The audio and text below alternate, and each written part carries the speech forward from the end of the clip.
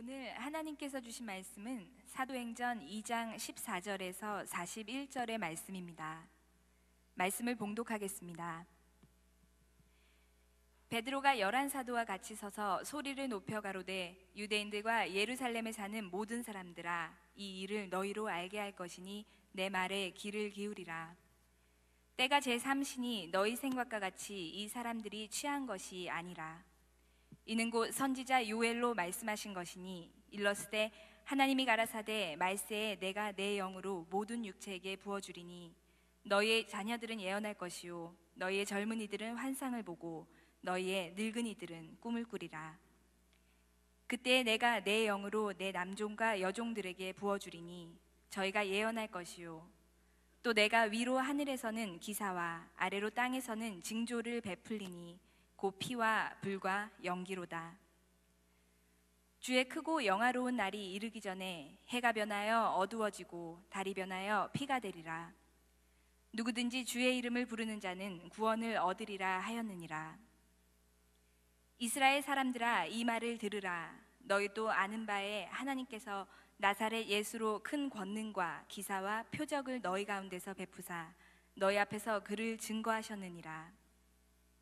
그가 하나님의 정하신 뜻과 미리 아신 대로 내어준 바 되었거늘 너희가 법 없는 자들의 손을 빌어 못 박아 죽였으나 하나님께서 사망의 고통을 풀어 살리셨으니 이는 그가 사망에게 매여 있을 수 없었음이라. 다윗이 저를 가리켜 가로되 내가 항상 내 앞에 계신 주를 배웠으며 나로 요동치 않게 하기 위하여 그가 내 우편에 계시도다. 이러므로 내 마음이 기뻐하였고 내 입술도 즐거워하였으며 육체는 희망에 거하리니 이는 내 영혼을 음부에 버리지 아니하시며 주의 거룩한 자로 썩음을 당치 않게 하실 것이미로다.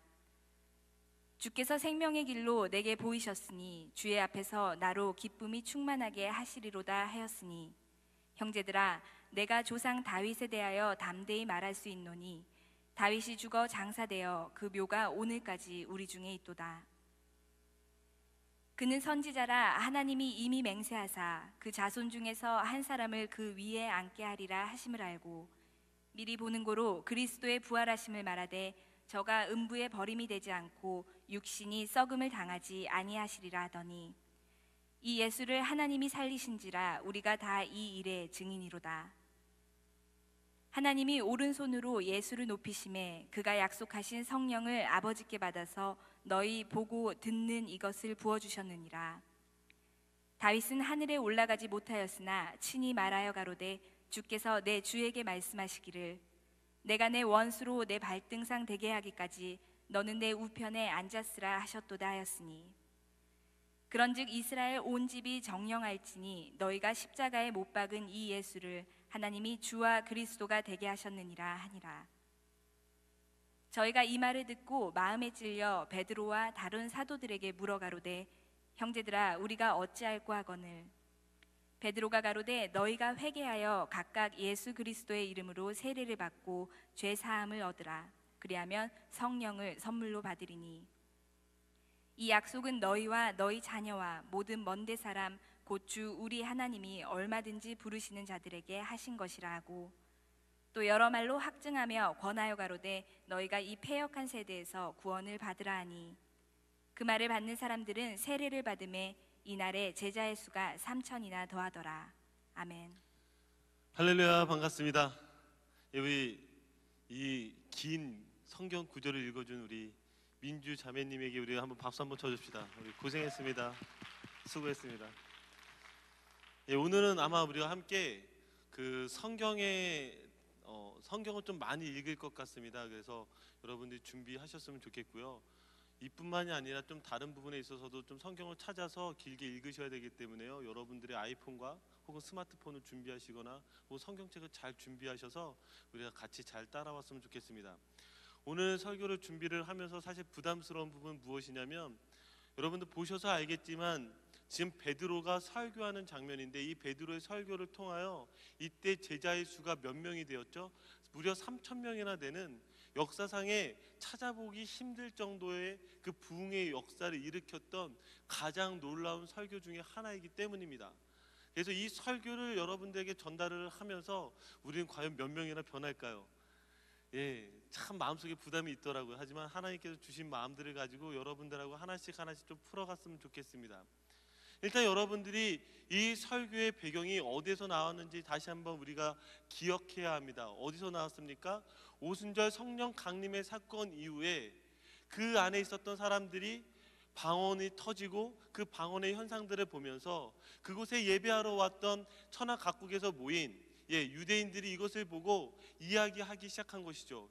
이들이 어찌하여 각국의 언어로 이렇게 이야기할 수 있느냐, 이 방언이 어떻게 터질 수 있느냐, 이렇게 이야기하자 이것에 대한 혹은 변호 혹은 설교로 지금 베드로가 오늘의 그 말씀을 전해주고 있는 것입니다.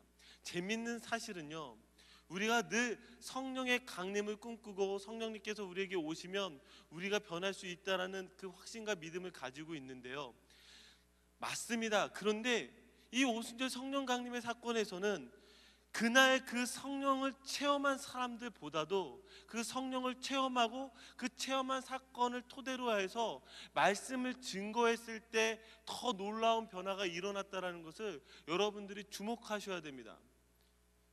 이것을 여러분들이 주목하지 않으시면은요, 차칫 잘못하면 우리가 이전에도 말했듯이 어떤 은사적인 부분들이나 혹은 기적이나 혹은 현상이나 이런 것들에 우리가 더 집중할 수 있기 때문에 그거보다도 더 지금 성령님께서 왜 이 자리에 오셨고 오셔서 무엇을 하시고자 하셨는지를 여러분들이 집중하셔야 한다는 것입니다.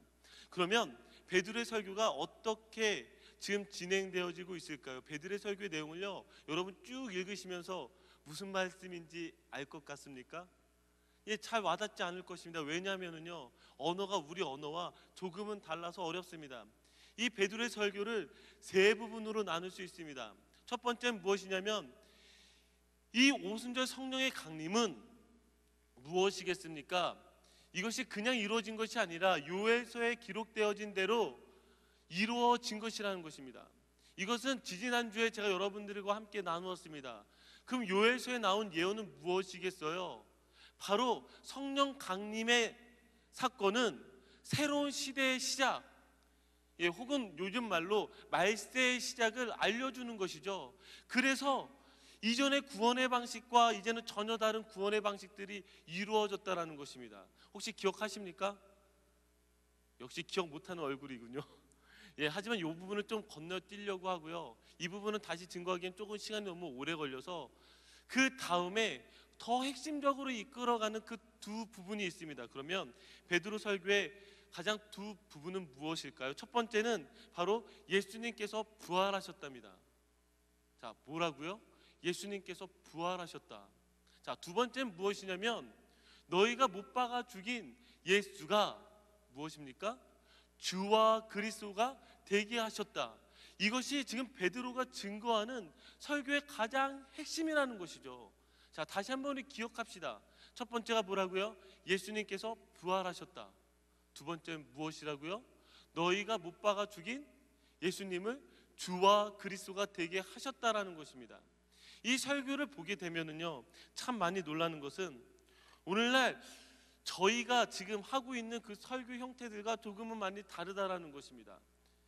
무엇이냐면은요, 이 설교 안에는요, 오늘날처럼 이 말씀을 증거하기 위해서 설득과 혹은 납득과 혹은 때로는 수많은 예화들로 이 말씀을 전하지 않고요, 또 때로는요, 이 말씀 안에, 이 설교 안에서는요, 사람들에게 어떤 감동을 주거나, 그래서 예수님이 얼마나 우리를 사랑하시고 그분이 얼마나 인격적이시고 그리고 그분이 우리에게 행하신 것들이 우리를 울리기에, 우리에게 감동 주기에 얼마나 큰지를 지금 설명하고 있지 않다라는 것입니다. 제가 이 베드로의 설교를 보면서 많은 부분에 있어서 찔림들을 갖기 시작하는데요, 왜냐하면은요, 우리가 가지고 있는 그 설교 형태들이 늘 이런 모습이었거든요. 그가 지금 집중하고 있는 건 무엇이냐면, 예수 그리스도가 성령 강림 사건을 통해서 누구신지를 담담하게 그 논리적으로 하나씩 이야기하고 있다는 것이죠. 어쩌면 저는 이렇게 생각을 합니다. 우리가 반드시 알아야 되는 가장 복음의 핵심이 무엇인가? 예, 복음이란 무엇인가 이렇게 던져졌을 때 예수 믿고 구원받았습니다, 우리가 너무나 이렇게 쉽게 이야기하지만 그 쉽게 이야기하는 것보다 더 구체적으로 우리가 이야기를 할 때에 어쩌면 오늘 이야기하는 혹은 오늘 여러분들이 듣고 있는 이 설교를 여러분들이 반드시 기억해야 할 것입니다. 예수 그리스도가 누구신가? 베드로는 이렇게 이야기를 하는 것이요, 예수님은 부활하셨다. 예수님은 무엇입니까? 주와 그리스도이시다. 이것이 가장 중요한 복음의 핵심 내용이라는 것입니다. 자, 그렇다면 왜 예수님의 부활이라는 것이 여기에서 이렇게 강조되어졌을까요? 이 부활이라는 것을 이해하기 위해서요, 자, 우리 한번 말씀을 찾아보겠습니다. 고린도전서 15장입니다. 화면이 나오지 않습니다. 말씀이 너무 길어서요, 화면에 띄우지 않기로 결정하였습니다. 그래서 여러분들이 직접 찾으시기 바랍니다. 고린도전서 15장입니다. 거의 15장을 많은 부분을 읽기 때문에 여러분들이 꼭 다 같이 찾으셨으면 좋겠습니다. 혹은 성경책이 없는 분들은요, 주변에 계신 분들과 함께 나누어서 보시면 좋을 것 같습니다. 자, 먼저 우리 고린도전서 15장 1절서부터 9절까지입니다. 제가 읽어드리겠습니다. 형제들아, 내가 너희에게 전한 복음을 너희로 알게 하노니 이는 너희가 받은 것이요 또 그 가운데 선 것이라. 너희가 만일 나의 전한 그 말을 굳게 지키고 헛되이 믿지 아니하였으면 이로 말미암아 구원을 얻으리라. 내가 받은 것을 먼저 너희에게 전하였노니 이는 성경대로 그리스도께서 우리 죄를 위하여 죽으시고 장사 지낸 바 되었다가 성경대로 사흘 만에 다시 살아나사 게바에게 보이시고 후에 12 제자에게와 그 후에 500여 형제에게 일시에 보이셨나니 그 중에 지금까지 태반이나 살아있고 어떤 이는 잠들었으며 그 후에 야고보에게 보이셨으며 그 후에 모든 사도에게와 맨 나중에 만삭되지 못하여 난 자 같은 내게도 보이셨느니라. 나는 사도 중에 지극히 작은 자라. 내가 하나님의 교회를 핍박하였으므로 사도라 칭함을 받기에 감당치 못할 자로라. 아멘. 자, 이 구절까지 보니까요, 무엇을 이야기하고 있어요? 사도 바울이요, 자기도 부활하신 예수 그리스도를 만났고 자신이 어떻게 사도가 되었고 그 부활하신 예수 그리스도를 어떻게 어떤 사람들이 만났는지에 대해서 이야기하고 있습니다. 지금 부활에 대한 이야기를 하고 있죠. 그러면서 12절 14절에 이렇게 이야기를 하고 있습니다. 자, 12절 14절입니다. 제가 읽어드리겠습니다. 그리스도께서 죽은 자 가운데서 다시 살아나셨다 전파되었거늘 너희 중에서 어떤 이들은 어찌하여 죽은 가운데서 부활이 없다 하느냐. 만일 죽은 자의 부활이 없으면 그리스도도 다시 살지 못하셨으리라. 그리스도께서 만일 다시 살지 못하셨으면 우리의 전파하는 것도 헛것이요 또 너희의 믿음도 헛것이며. 지금 뭐라고 이야기하고 있어요? 우리가 전하는 이 복음이요, 예수 그리스도의 부활이 없다면 모든 것이 다 헛것이라고 이야기를 하고 있습니다. 그럼 여러분, 부활이 우리에게 주는 의미가 무엇이 있을까요? 그것을 다시 17절서부터 20절까지 사도 바울이 이야기하고 있습니다. 제가 또 읽어드리겠습니다. 그리스도께서 다시 사신 것이 없으면 너희의 믿음도 헛되고 너희가 여전히 죄 가운데 있을 것이요 또한 그리스도 안에서 잠자는 자도 망하였으리니 만일 그리스도 안에서 우리의 바라는 것이 다만 이생뿐이면 모든 사랑 가운데 우리가 더욱 불쌍한 자리라. 그러나 이제 그리스도께서 죽은 자 가운데서 다시 살아 잠자는 자들의 첫 열매가 되셨도다. 아멘. 지금 어떻게 연결하고 있습니까? 바로 예수님의 부활을요, 우리의 부활과 연결하고 있습니다. 우리의 인생이 여기에서 살다 끝날 것이 아니라 우리가 다시 살 것에 대해서 이야기를 하고 있죠. 바로 그것에 대한 증거로 예수님께서 친히 부활의 첫 열매가 되셨다라는 것입니다. 왜 우리가 믿는 예수 그리스도가 부활하신 것이 우리에게 중요하겠습니까? 우리도요, 그냥 죽을 존재가 아니라 이 죽음을 넘어서 다시 부활할 존재들이기 때문입니다. 예수 그리스도를 믿는 자마다 무엇이겠습니까? 이 세상에서 우리의 인생이 끝나는 것이 아니라 바로 저 영원한 세상, 새로운 세상, 그곳에 우리가 들어가게 되는 그 증거로서 예수님께서 부활하셨다라는 것입니다. 아멘. 이런 대목에서 여러분들이 아멘 하시는 겁니다. 아멘. 이것을 믿으셔야 하는 거죠. 이것을 믿는 것이 우리의 믿음이라는 것입니다. 우리가 다들 착각하는 것 중에 하나가요, 예수 그리스도를 믿으면서요, 우리 안에 늘 이런 기대와 소망이 있는 것 같습니다. 바울 이야기를 굳이 들자면은요, 나도 바울과 같이 지나가다가 주님이 나에게 짠 하고 나타나셔서 그 빛을 한번 보여주셨으면 좋겠다. 그 놀라운 주님의 음성을 들려주셨으면 좋겠다. 예, 이렇게 생각하는 청년들이 많이 있어요. 여러분, 그래서 여러분 빛 보셨습니까? 혹시 음성을 들으셨습니까? 어떠셨어요? 한번 그런 사람 있으면 손 들어보세요. 예, 한 친구만 목을 만지는군요. 이 와중에서도. 있다면 저는 이렇게 묻고 싶습니다. 있는데 왜 그렇게 사세요? 늘 우리에게 쫓아오는 부분이잖아요. 예수 그리스도를 만났는데 왜 그렇게 살까? 그런데 더 웃긴 거는요, 우리가 바로 그렇게 예수 그리스도를 만나고 싶어하고 빛으로 경험하고 싶어하고 음성을 듣고 싶어 하는데요, 실제적으로 그것들이 얼만큼 우리 안에 일어나느냐라는 것입니다. 이것을 다시 바울의 이야기로 들어가니까요, 자, 바울이요, 지금 예수 그리스도를 만나서 감격하고 열광하게 된 것이요, 그의 삶을 전부 바치게 된 것이요, 한번 물어보겠습니다. 그가 빛을 보고 음성을 들어서 바뀌었을까요? 아니라는 것입니다. 빛을 보고요, 예수님의 음성을 들었기 때문에 그의 인생과 삶이 바뀐 것이 아니라요, 그가 이전까지 생각했었던 그의 세계관과 가치관이요, 다르다는 것을 안 것이죠. 왜요? 죽은 줄 알았던 예수 그리스도가 자신 앞에 나타나서 너가 핍박하는 예수라라는 그 음성 가운데서 그가 깨지고 그 변화된 건 무엇이겠어요? 부활하신 예수 그리스도요. 자기가 가진 세계관이 달라진 거요. 저 영혼에 대한 저 세상이요, 그것을 알아서 지금 그렇게 고백하고 이야기하고 있다라는 것이죠. 여러분, 우리 안에 일어나는 어떠한 그런 그 신비한 현상들이나 기적들이 우리를 바꿀 수 있다라고 생각하지만요, 아니요, 그것들이 우리를 바꾸지 않는다라는 거예요. 그것이 아니라 무엇이겠어요? 그렇게 열광하게 할 수 있는, 혹은 우리에게 그렇게 감격적으로 바꿀 수 있는 바로 그것이 우리를 바꾼다라는 것이죠. 가끔은요, 우리가 예수 그리스도를 믿는데요, 참 어린아이 같다라는 생각을 합니다. 어제는 어린이날이었습니다. 어린이날은 누구의 날이죠? 어린이들의 날이죠. 그러나 여러분, 미국은 어린이날이 존재하지 않습니다. 왜 어린이날이 존재하지 않을까요? 마더스데이도 있는데요, 파더스데이도 있는데요, 어린이날은 존재하지 않습니다. 왜 그런 줄 아십니까? 여러분들은 애를 안 키워봐서 모르죠. 제가 애를 키워보니까 안 사실이 있습니다. 미국은요, 365일이 어린이날입니다. 얘네들은 365일 어딜 가든 대접을 받습니다. 그래서 어린이날이 존재하지 않죠. 그러나 참 저희 교회가 한국교회다 보니까요, 이 어린이날을 위해서 우리 아이들을 축복하고 축하해주는 시간을 가졌어요. 그러니까 얘가요, 제 사랑하는 아들이 오늘이, 그러니까 어제가 어린이날인 것을 알아버린 거죠. 절대 알아서는 안 되는 그 비밀을 알아버린 거죠. 이 아이가 저를 보고 초롱초롱, 정말 그 애타는 눈빛 있잖아요. 무언가 준비했으리라.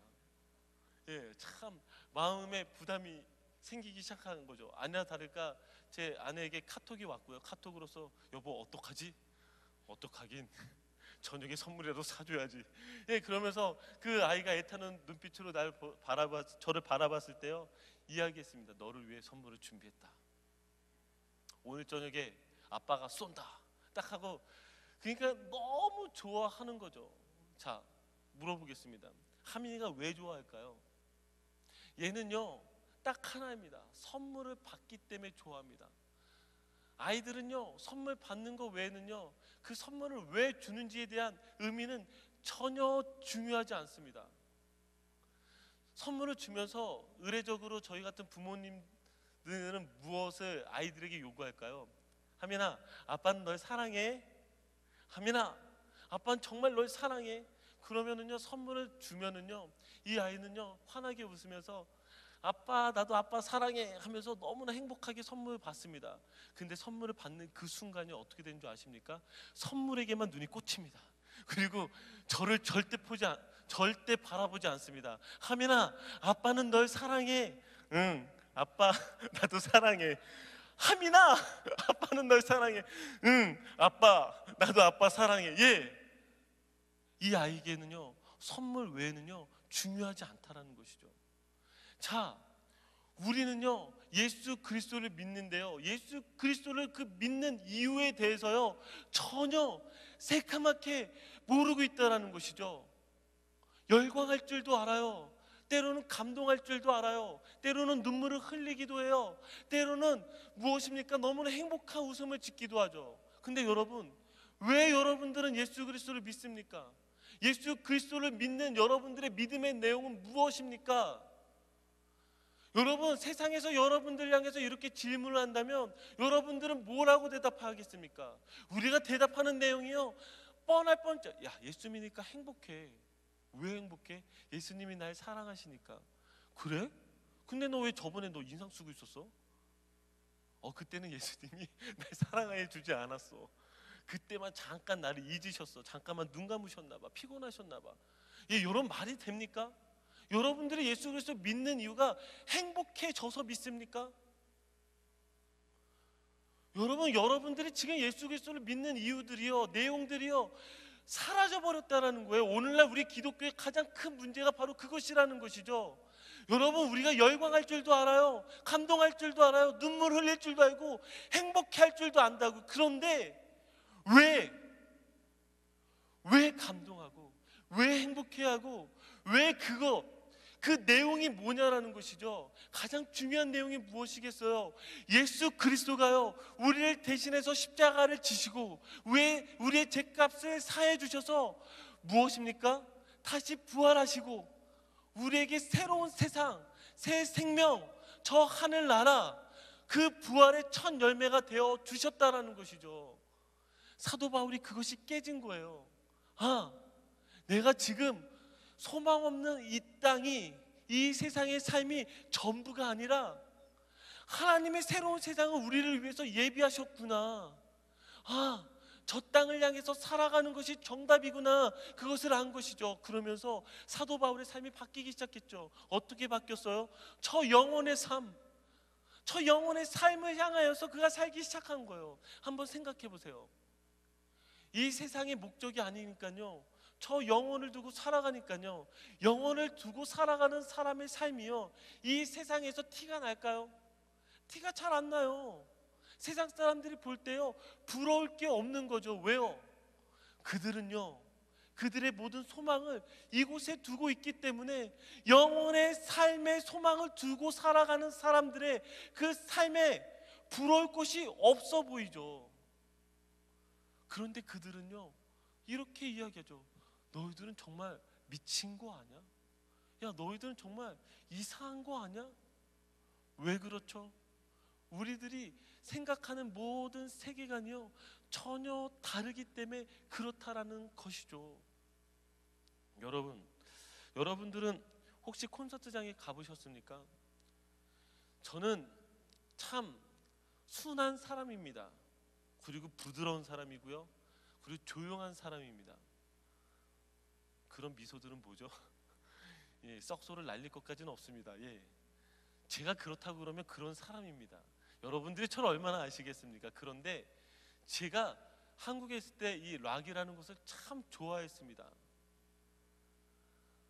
열광하는 거죠. 남들 앞에서는 얌전한데요, 그렇게 락이라는 것을 너무 사랑했던 것이죠. 그래서 미국에 와서 밴드 공연을 가서요 혼자 미친 듯이 머리 흔들고 혼자 소리 지르고 혼자 거기서 뛰놀면서요 그 안에서 참된 자유를 느꼈습니다. 이 열광하는 것이죠. 여러분, 콘서트장에 딱 들어가시면은요 악기가 찡 하면서 이렇게 소리가 쫙 등장하기 시작하면요 사람들이 우와 하면서 열광하기 시작합니다. 또 저만 가봤나요? 순진한 척 그런 표정으로 저를 쳐다보시는군요. 예, 막 사람들이 막 열광합니다. 그래서 약 2시간 동안요 미친 듯이 사람들이 막 뛰어놀기 시작하는 것이죠. 예, 막 뛰어놀고 그 안에서 모든 스트레스를 풀고 딱 나왔습니다. 열광한 거죠. 묻겠습니다. 그 안에 내용이 있습니까? 우리는요 열광을 하면은요, 우리는요 기뻐하면은요, 우리는요 혹은 눈물을 흘리면은요, 우리는요 그 안에서 사실 어떤 내용적인 가장 중요한 그것이 없는데도 불구하고요 그것을 진리처럼 생각하는 어리석은 경향이 있다라는 것입니다. 그것이 어디에 동일하게 찾아왔을까요? 바로 우리가 믿음 생활하고 있는 이 자리에 그것이 있다라는 것입니다.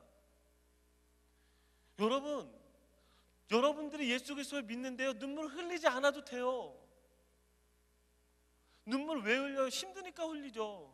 아마 미드텀 기간에 시험 망친 친구들은요, 이렇게 기도하다가 찬양 가사 하나에 훅 눈물 흘리잖아요. 그래도 붙들어 주시는 주님, 그래도 사랑하시는 주님, 그래 주님밖에 없어. 시험 망치고 와서 눈물 흘리게 되죠. 그 안에요, 눈물 흘리는 거 감격하고요, 너무 좋은데요,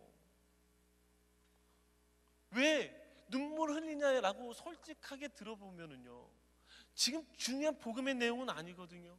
그 눈물 흘린 것이요, 자기를요 붙들어 줄 수 있다고 생각하면은요, 여러분 알잖아요. 예배 끝나고 돌아가는 발걸음에서 우리는 주님을 다 잃어버리기 시작했다라는 거예요. 제가 왜 이렇게 적나라하게 표현하고 있겠어요? 오늘 여러분들이 설교를 들으면서 여러분들이 꼭 새겨야 되는 건 무엇이냐면, 여러분들이 가장 붙들어야 되는 건 무엇이냐면, 우리가 믿고 있는 이 신앙의 근거와 이 믿음의 내용이 무엇이고, 내가 지금 바뀌어야 되는 세계관이 무엇이며, 내가 어떤 생각을 가지고 이 땅에서 살아가야 되는지를 여러분들이 가슴에 새기라는 겁니다. 울지 않아도 좋아요. 방언으로 기도 안 해도 좋아요. 예언과 환상 같은 거 안 봐도 좋아요. 여러분들이 이 생각과 이 마음을 가지고 있지 않다면 여러분들의 믿음들은요, 헛것이라는 것이죠. 여러분, 우리가 믿는 믿음의 내용은요, 바로 부활하신 이 예수 그리스도, 부활의 첫 열매가 되어주셔서 우리에게 그 부활의 소망을 주시고, 이 땅에서 우리의 삶이 끝나는 것이 아니라 영원한 삶으로 초대하시는 그 하나님을 바라보게 하는 그 믿음을 가지시기를 간절히 소원합니다. 아멘. 자, 우리 두 번째는 무엇이냐면요, 자, 너희가 못 박아 죽인 예수 그리스도가, 너희가 못 박아 죽인 예수가 그리스도가 되고 주가 되신다라는 것입니다. 그리스도란 말은 무엇일까요? 헬라어로 크리스토스입니다. 이 크리스토스란 말은요, 히브리어로 메시아죠. 이 메시아 크리스토스는 무엇이죠? 이 기름 부음 받은 자입니다. 기름 부음 받은 자라고 지금 이렇게 표현되어지고 있는 것은 무엇이냐면, 구약을 보면은 딱 세 사람만 이렇게 기름 부음을 받을 수가 있습니다. 첫 번째는 왕이요, 두 번째는 제사장이요, 세 번째는 선지자입니다. 그런데 이 메시아, 이 그리스도 이렇게 표현되어졌을 때는요, 다시 신약 시대에 이르러서 우리의 구원자가 되실 분을 바로 메시아라고 부르고 그리스도라고 부른 것입니다. 그래서 여러분 한번 말씀을 찾아봅시다. 사도행전 4장 11절서부터 12절입니다. 사도행전 4장 11절에서 12절입니다. 사도행전 4장 11절에서 12절입니다. 자, 제가 읽어드리겠습니다. 이 예수는 너희 건축자들의 버린 돌로서 집 모퉁이의 머릿돌이 되었느니라. 다른 이로서는 구원을 얻을 수 없나니 천하 인간의 구원을 얻을 만한 다른 이름을 우리에게 주신 일이 없음이니라 하였더라. 아멘. 여기 뭐라고 이야기하고 있습니까? 천하 인간의 구원을 얻을 만한 다른 이름을 우리에게 주신 일이 없다라는 것입니다. 예수 그리스도가 유일하다라는 것이죠. 하나님께서 다른 구원의 방식을 우리에게 허락하지 않았다라는 것입니다. 자, 우리가 이렇게 구원의 진리를 이야기할 때마다 바깥에서 여러분들은 늘 어려움들을 겪게 될 것입니다. 왜냐하면요, 기독교를 이야기할 때마다 일반인들 혹은 다른 종교들을 가지고 있는 사람들이 늘 우리에게 이렇게 이야기를 합니다. 너희들은 참 배타적이야. 너희들은 어떻게 너희들만 맞고 다 틀리다라고 이야기해. 차라리 이렇게 이야기하지. 그래, 뭐라고요?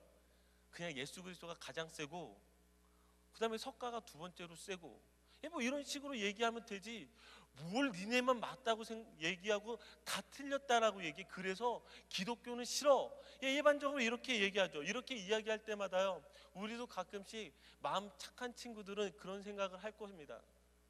맞아,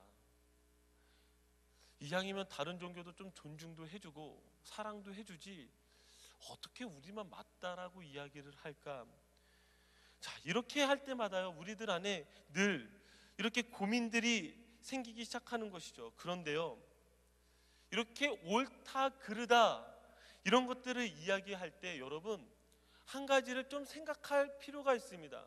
중요한 원리인데요. 지금 이 구원에 대한 이야기를 할 때 절대성에 대한 이야기인데요. 절대적인 이야기를 하고 있는데, 사실은 많은 종교들 가운데서 구원을 이야기할 때 무엇을 이야기하느냐면요, 이것이 상대적이라는 것입니다.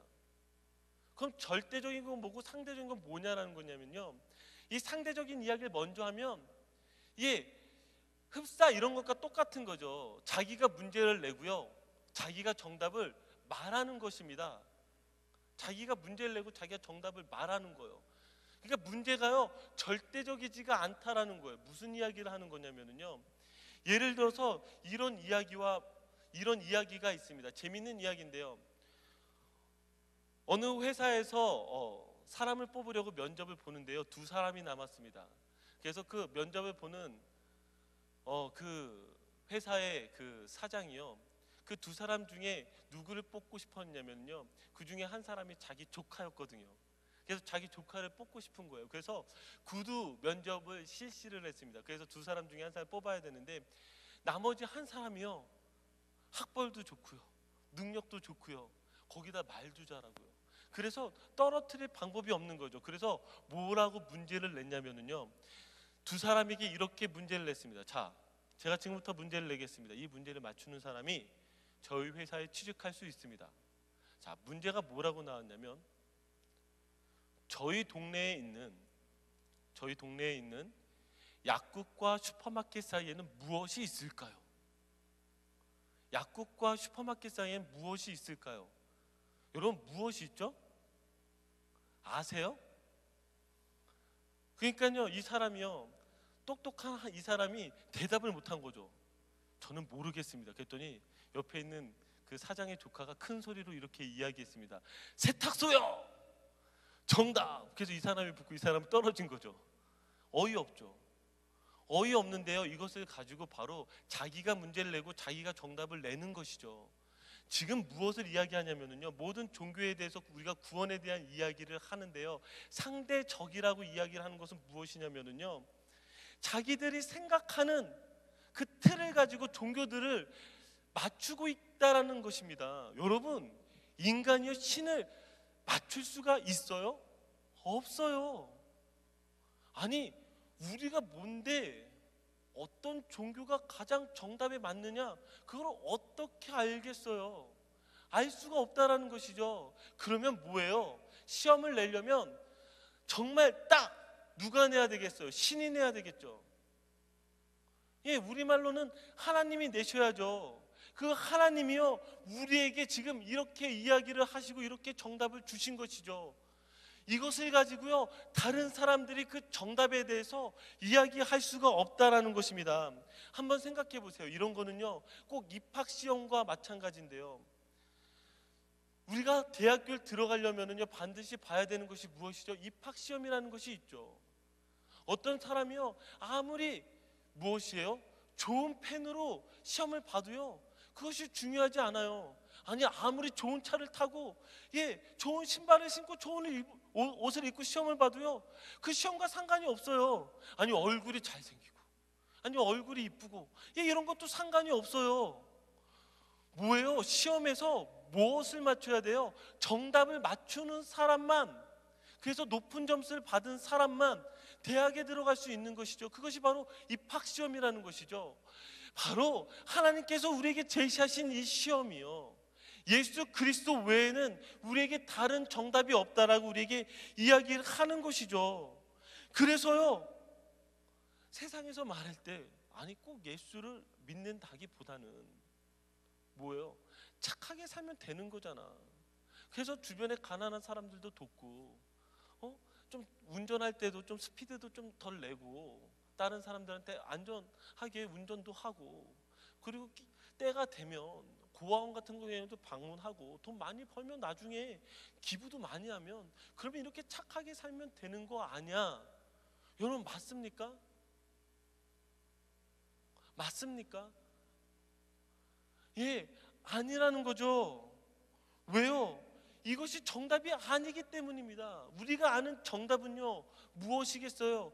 예수 그리스도가 우리의 유일한 구원자라고 고백하는 것이죠. 오직 주님이요, 우리의 주님이 되어주시는 것이죠. 그것이 정답이라는 거예요. 이 사실을 알게 되면은요, 우리의 믿음이라는 것은요 참 신기하게 바뀌게 되는데요. 여러분, 제가 지난주에 이렇게 UCLA에 방문을 하면서 문득 그런 생각을 했습니다. 시험에 찌들고 지친 이 친구들 보니까요 불쌍하다라는 생각이 들었어요. 그럼에도 불구하고 얘네들은 학교를 빠질 수가 없어요. 왜요? 아니, 힘들면 안 나가면 되지. 시험 보기 싫으면 안 보면 되지. 왜 학교에 나가고 왜 시험을 볼까요? 그런데 더 웃긴 거는요, 직장인들도 똑같잖아요. 아침마다 모든 직장인들이 똑같이 생각하는 게 있잖아요. 피곤하다. 회사 가기 싫다. 직장 가기 싫다. 그런데도 이 악물고 회사에 가잖아요. 안 가면 되지. 안 가면 곧 전화가 오죠. 이제 그만 나오십시오. 학교 안 가면 이제 성적이 어떻게 되겠어요? 당신도 이제 우리 학교 그만 나오십시오. 이렇게 되는 거죠. 그러니까 이 악물고 나가는 거죠. 자, 이게요 우리가 믿는 믿음의 내용과 같죠. 우리가 왜 나가야 되는지를 아는 거예요. 안 나가면 안 되니까요. 이것이요, 나가는 것이요, 내 기쁨과 즐거움은요 두 번째라고요.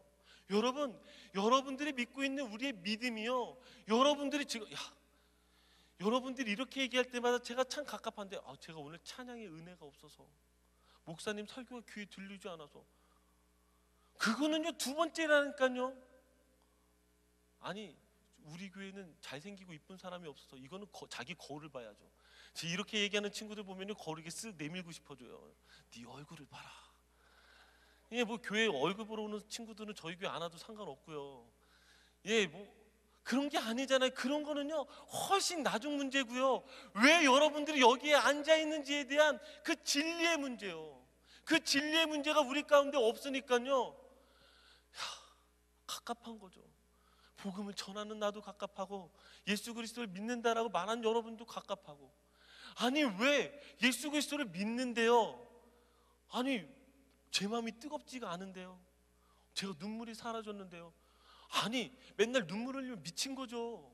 여기에서요 누가 맨날 눈물 흘려요? 여기서 맨날 눈물 흘리는 애는요 의심해야 되죠. 뭘 흘려? 죄 짓고 있으니까요. 죄 진 게 많으니까 계속 울죠. 물론 은혜가 있어서요 성령님께서 만져주시는 기간이 있죠. 그렇다고요 죽는 그날까지 어떻게 맨날 울어? 걔는 미친 거죠. 그렇다고 맨날 행복해서 맨날 웃는 애가 어디 있어요? 걔도 미친 거죠.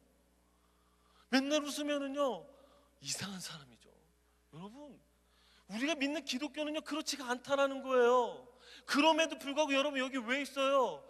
예수 그리스도가 우리의 주요 그리스도고, 예수 그리스도가 부활하신 첫 열매가 되어져서 우리에게 새로운 그 생명의 삶을 약속하고 있기 때문에 그 증거요 내용을 가지고 우리가 예수 그리스도를 믿는 거지. 우리가 뭐 언제부터 기도할 때 내가 뜨겁게 되어지고, 내가 뭐 찬양 가운데 더 설교 가운데 은혜 받고, 이런 거 다 여러분 알잖아요.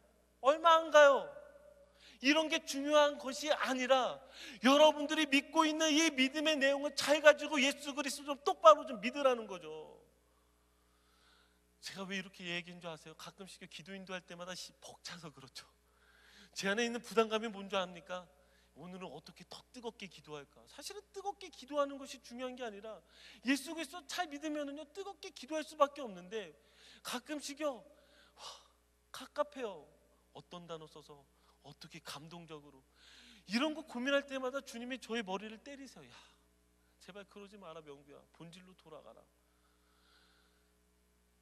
참 창피한 얘기지만요, 목사로서요 가끔씩 여기에서 설교할 때마다요 제일 많이 유혹받는 게 뭔지 아세요? 웃기는 거예요, 재밌는 거예요. 이런 거 할 수는 있는데요, 물론 할 수도 없지만 늘 이런 것 때문에 고민하는 제가 참 한심하더라고요. 왜 내가 믿음의 내용에 대해서 충분히 증거하면 되지 왜 이럴까? 안 이러면 안 오거든요. 바로 피드백 오거든요. 지난주에 그냥 뭐 예화 별로 없이 그냥 설교하고 나니까 역시나 또 찾아와서, 목사님 오늘은 재미가 없었어요. 막 이러면 마음의 부담감이 그냥 불같이 그냥 확 오는데, 그럼에도 불구하고 물론 그런 얘기를 들었다고 오늘 같은 설교하는 게 아닙니다. 베드로의 설교를 읽다 보면은요 제 안에 마음의 뜨거움이 생겨요. 여러분, 이제 말씀을 마무리 지으려고 합니다. 오순절 성령 강림이요, 일어나 놀라운 현상들이 일어나고 기적과 이적이 나타났지만 그 현상과 기적, 이적 자체가 그들에게 믿음의 내용과 믿음의 근거가 되지 않았다라는 것입니다. 무엇이 믿음의 근거요? 무엇이 믿음의 내용이 되었겠어요? 왜 이런 이적과 현상이 일어났는지에 대해서 베드로가 전한 그 말씀 안에 키포인트가 있다는 것이죠. 성령님께서 왜 오셨고, 그리고 그 안에 오셔서 증거하고 있는 내용이 무엇이냐라는 것이죠. 그 안에 키포인트는 예수 그리스도입니다. 예수 그리스도를 우리가 왜 믿는지에 대해서 여러분들이 심각하게 고민하셔야 돼요. 여러분이 이 자리에서 앉아 있는 것이 중요한 게 아니라 여러분들이 왜 예수 그리스도를 믿는지에 대해서 심각하게 고민하시고 그 안에서 고민 가운데서 여러분들이 그 믿음의 근거와 내용들을 가지시기 바랍니다. 그래서 바깥에서 우리가 떳떳하게 예수 그리스도에 대해서 이야기할 수 있어야 돼요. 여러분, 우리가 믿는 예수 그리스도 절대로 시시하지 않고요, 여러분들이 믿는 예수 그리스도 절대로 증거하지 못할 정도의 분도 아니고요, 절대로 논리적이지 않는 것도 아니고요. 여러분들이 믿는 예수 그리스도는 누구보다도 멋지시고 누구보다도 멋있는 여러분들 증거들이 있습니다. 고민하지 않으니까, 맨날 다른 것들만 쫓아가고 있으니까, 아니 아무 생각 없이 앉아 있으니까 우리가 예수 그리스도를 똑바로 믿지 못한다라는 것입니다. 여러분, 예수 그리스도를 우리가 온전히 믿기 원합니다. 아멘. 예수 그리스도는 정말 믿을 만한 분입니다. 여러분들의 모든 것을 다 걸고 믿는 분입니다. 결코 시시하지도 작지도 않은 분입니다. 우리가 그분을 모욕하는 행위들을 안 했으면 좋겠습니다. 믿는다 하지만 늘 다른 것만 추구하고 쫓아가는 그런 사람들이 되지 않았으면 좋겠습니다. 아멘. 같이 기도합시다.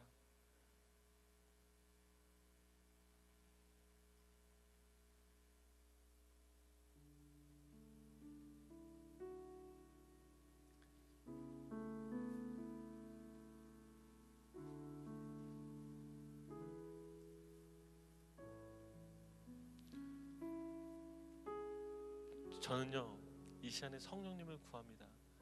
성령님이 내려오셔서요, 여러분들 영혼 깊숙한 곳에 예수 그리스도를 새겨 주셨으면 좋겠습니다.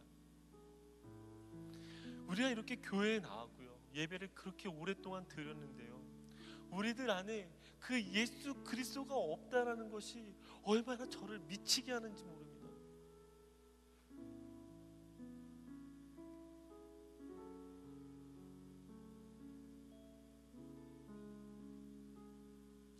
이 시간에 우리 같이 기도할 때요, 이 시간에 여러분 눈물을 흘리지 않아도 좋고요, 여러분들의 가슴을 치며 애통하지 않아도 좋은데요, 최소한 우리들 가슴에 이 믿음의 내용을 새겨야 되지 않겠습니까? 우리가 믿는 예수 그리스도가 누구신지는 알아야 되지 않겠습니까? 우리가 믿는 그 믿음의 내용들이 있어야 되지 않겠습니까? 그것이 있어서 우리가 열광하는 것이고, 그것이 있어서 감동하는 것이고, 그것 때문에 우리의 삶의 예수 그리스도로 향하여 나가는 거 아니겠습니까? 이 시간에 우리 좀 같이 구합시다. 성령님, 내 가슴에 진리를 새겨 주시옵소서.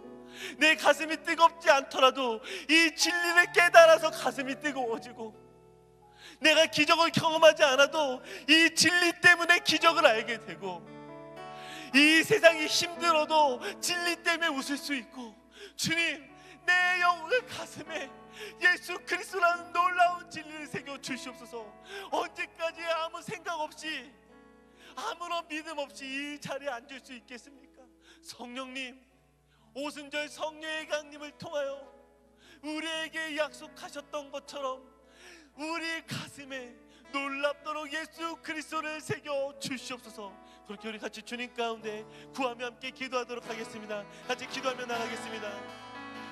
성령님 오소서,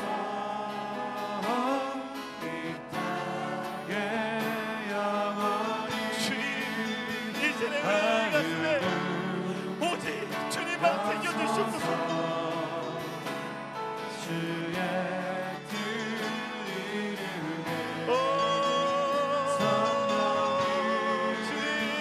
오소서,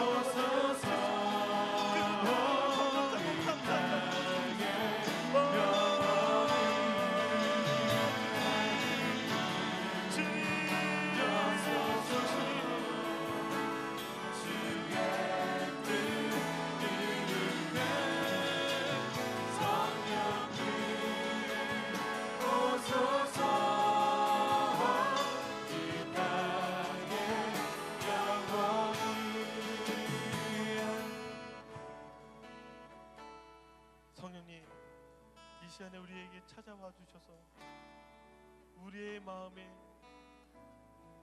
이 복음을 새겨 주시옵소서. 성령님이 아니고서는 이 복음이 새겨질 수가 없습니다. 이 복음의 내용이 우리 안에 들어오지 않습니다. 머리로는 아는데 우리 가슴을 치지 않습니다. 주님이 십자가를 지시고 부활하셔서 우리의 죄를 위하여 죽으시고 우리를 위하여 새로운 세상을 준비하셨다라는 그 내용이 우리를 감동시키지 않습니다. 이 내용이 우리의 마음에 새겨지지 않아서입니다. 성령님, 그냥 내어버려 두지 말아 주시옵소서. 다른 것에 감동하고 감격하는 것이 아니라 이것이 우리 안에 새겨져 이것이 감동이 되고 이것이 감격이 되어 우리 인생의 방향이 바뀌게 하여 주시옵소서. 이 세상, 우리가 목표로 하고 살아가고 있는 이 세상이 우리 삶의 목적과 소망이 아닙니다. 목적과 소망이 아닌 이곳에서 우리의 모든 열정과 영광을 허비하지 않게 하여 주시고 우리를 위해서 준비하신 저 영혼을 향해서 우리가 열광하게 하시고 우리의 모든 열정을 다해 살게 하여 주시옵소서. 성령님, 그렇게 우리 가슴에 새겨 주시옵소서. 성령님, 그러려면 우리의 영혼마다 오직 주님을 그리스도로 나타내어 주시옵소서. 그래도 주라 고백하게 하여 주시옵소서. 도저히 우리 안에 정답이 없음을 알게 하여 주시옵소서. 우리가 아무리 잘 믿어보려고 해도 잘 되지 않습니다. 이 땅에서 잘 살아보려고 해도 잘 되지 않습니다. 인생이라는 것이 내 노력과 내 능력으로 잘 되어지지도 않는데 왜 우리가 그렇게 발버둥치는지, 그것이 정답인 것처럼 살아갑니다. 주여, 이 모든 것을 내려놓게 하시고 오직 우리를 구원하신 주님을 고백하게 하여 주시고 우리의 인생을 주님 가운데 드리게 하여 주시옵소서. 하나님, 이 시간에 이들 한 명 한 명의 영혼과 마음에 이 복음을 새겨 주시옵소서. 우리가 복음이 없기 때문에 자꾸 다른 것을 보고, 우리가 복음이 없기 때문에 우리 안에 능력이 나오지 않고, 우리가 복음이 없기 때문에 자꾸 죄악 가운데 넘어지게 됩니다. 주여, 오늘 이 시간 다시금 복음으로 변화되는 시간 되게 하여 주시고, 우리가 때로 눈물 흘리지 않아도, 우리가 때로 감동의 그 물결이 일어나지 않아도, 우리 안에 기쁨과 행복이 느껴지지 않아도, 우리가 믿는 이 복음이 아니고서는 정답이 없기에 더 주님 향하게 하여 주시고 주님을 향하여 걸어갈 수 있는 그런 놀라운 믿음을 가진 자들 되게 하여 주시옵소서. 어떠한 환경과 상황 속에서도 흔들리지 않는 이 믿음의 근거를 가진 자들 되게 하여 주시옵소서. 주님, 저는 믿습니다. 여기 있는 모든 자들에게 그 믿음의 근거를 허락하여 주시고 이 믿음의 근거를 통하여 흔들리지 않는, 변함이 없는 그 놀라울 정도로 뻔뻔한 그 믿음을 가지게 하여 주시옵소서. 주님 감사합니다. 우리를 사랑해 주시고 성령님을 주셔서 늘 복음에 서게 하여 주시니 감사합니다. 예수님의 이름으로 기도드리옵나이다. 아멘.